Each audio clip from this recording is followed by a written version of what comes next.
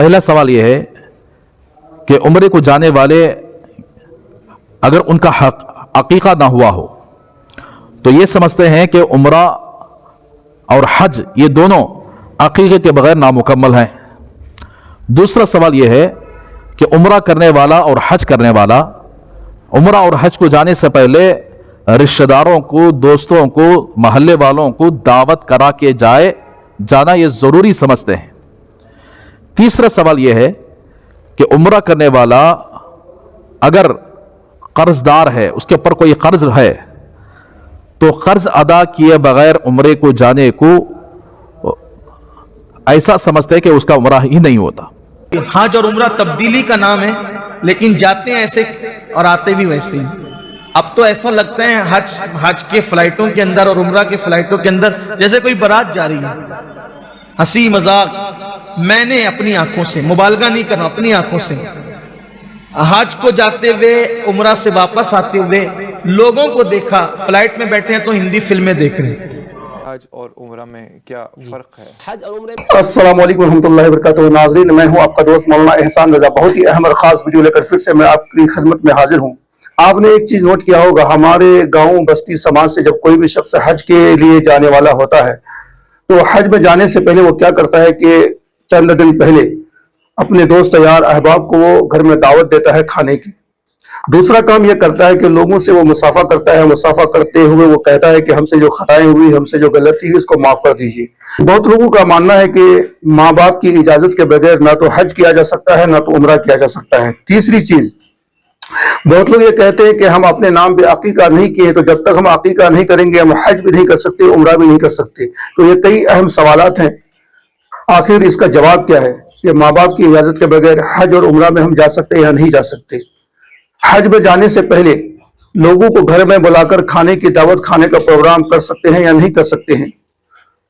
और उसके अलावा हम आपको बताने की कोशिश ये करेंगे कि कोई भी शख्स अगर किसी के बदले में उम्रा करता है तो ये उम्रा करना दुरुस्त है या नहीं है। तो आइए चलिए वीडियो को पहले देख लेते हैं कि उलमा किराम इसके बारे में क्या जवाब देते हैं। तो उम्रे को जाने से पहले उमूमी तौर पर तीन चीज़ें ऐसी हैं, तीन सवालात ऐसे हैं जो लोगों के दिलो दिमाग में पैवस हो चुके हैं और उसके बगैर उम्रे को जाने से उम्रा अदा नहीं होता, ये तस्वुर करते हैं।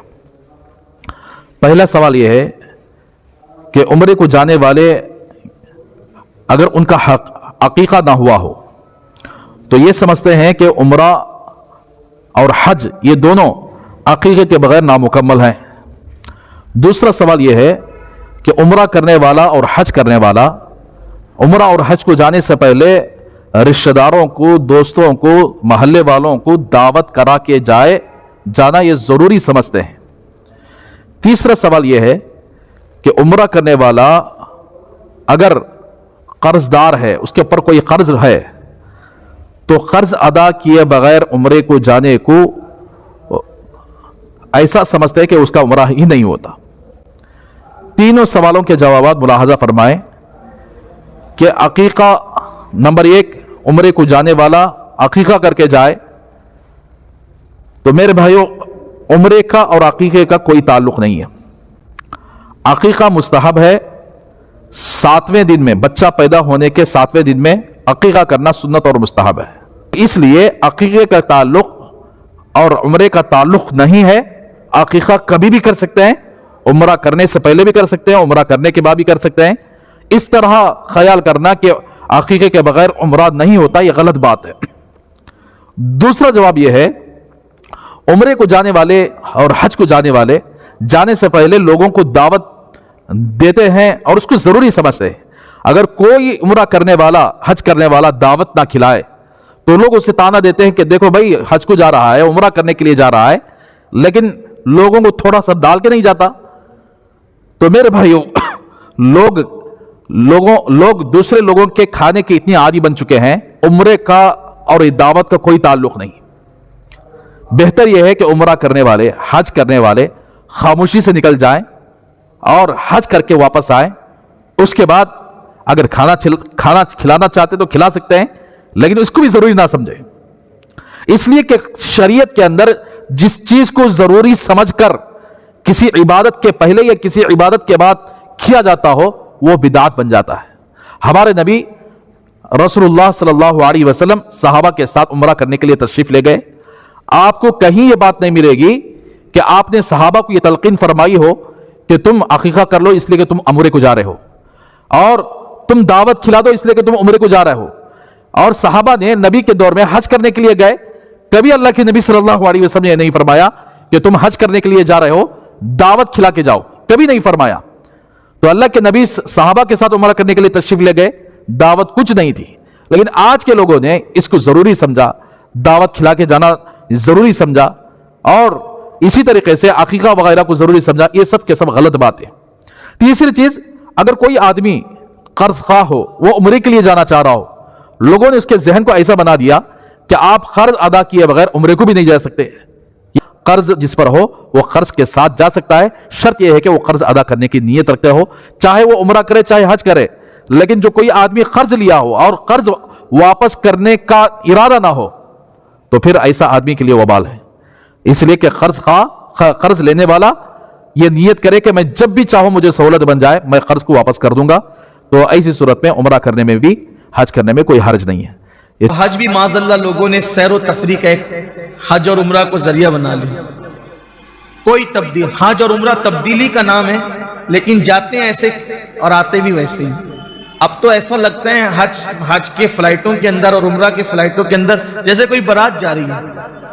हंसी मजाक, मैंने अपनी आंखों से, मुबालगा नहीं करना, अपनी आंखों से हज को जाते हुए, उम्रा से वापस आते हुए लोगों को देखा। फ्लाइट में बैठे हैं तो हिंदी फिल्में देख रहे हैं, मैंने अपनी आंखों से देखा। ये कम नसीब आंखें इस तरह के मनाजिर भी देख करके अफसोस करती है कि ये गुनाह बख्शवा के आ रहा है और अभी घर भी नहीं पहुंचा। बेचारे के हाथ चूमने के लिए, आंख चूमने के लिए इतनी आंखें मुंतजिर और हाथ मुंतजिर है कि अब्बा आएंगे दुआएं लेंगे, चचा आएंगे दुआएं लेंगे, हाजी साहब आएंगे दुआएं लेंगे। ये हाल है हाजी साहब का कि वो हिंदी फिल्में। और मुबालगा नहीं कर रहा हूं, अल्लाह के घर में कह रहा हूं कि मैंने हरम पाक, मक्के का हरम और बिल्डिंग दोनों के दरमियान सिर्फ 60 फुट का फासला था। मैंने देखा कि हिंदुस्तान के हमारे हाजी कमरों के अंदर बंद होकर के हिंदी फिल्में मक्के के अंदर देख रहे हैं। ये सूरत है, क्या कहिएगा किससे कहिए? ये सैर व तफरीह के सिवा और क्या रह गया है? किसी का शेर है,